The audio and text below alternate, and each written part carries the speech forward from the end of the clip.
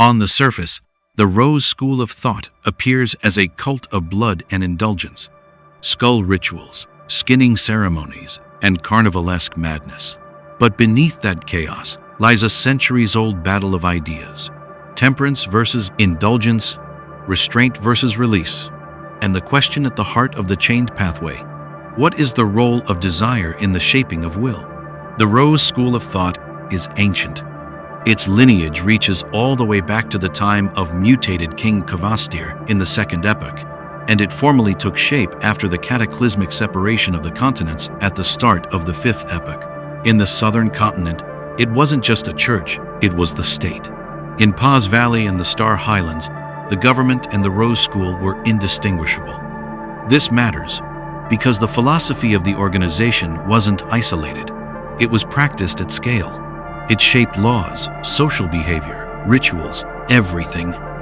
And at its center was the chained pathway, which we now associate with the father of devils. The early chained pathway, before its corruption, emphasized temperance. It was about control, suppression, and ritualistic mastery of the self. In fact, some potion names from the sequence itself, like Sequence 0, chained, or Sequence 9, prisoner, hint at this core concept. Desire is to be chained until the chain itself becomes a source of power. This mirrors ancient Stoic philosophy. Emotions are natural but should be regulated. In the same way, early Rose School thinkers believed that willpower is forged not through release but through resistance. However, this ideology did not remain pure. With the rise of the mother tree of desire, a shift occurred. The chained god, originally an entity of temperance, was reinterpreted as a manifestation of the mother tree itself. The mother tree, a being of insatiable hunger and endless reproduction, transformed the philosophy of the church. Temperance became a faction, not the rule.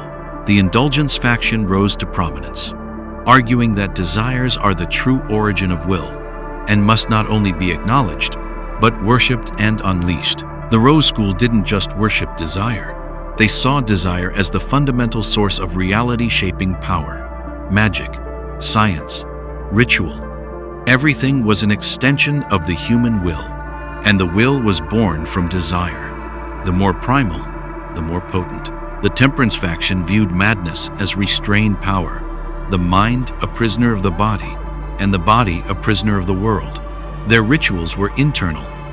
They suppressed, refined, and released only in bursts. The indulgence faction, by contrast, believed in floodgates. They broke the chain, allowed desire to flow freely, and through ritualistic catharsis such as sacrifice, lust, and ecstasy, they summoned divine will. To them, ritual is not repression, it is liberation. The bloodier the ritual, the stronger the manifestation of one's true will. This divergence maps eerily well to real-world philosophies. Nietzsche's will to power, where instinct and desire are not suppressed but sublimated into strength, and even echoes Dionysian mysticism, where chaos births truth. So how does the Abyss pathway embody this philosophy? From Sequence 9 to Sequence 0, the pathway revolves around themes of temptation, manipulation, and desire as a vector for control. Devils in this world are not just sadistic creatures, they are architects of will. They shape themselves by exploiting their deepest, darkest desires. This is where the Rose School's worldview is fully realized. By becoming one with desire, whether by indulging it or mastering it, the Beyonder shapes reality. In both paths, the world becomes malleable to the extent that the will behind it is intense enough. Pain, pleasure, taboo, all fuel for transformation.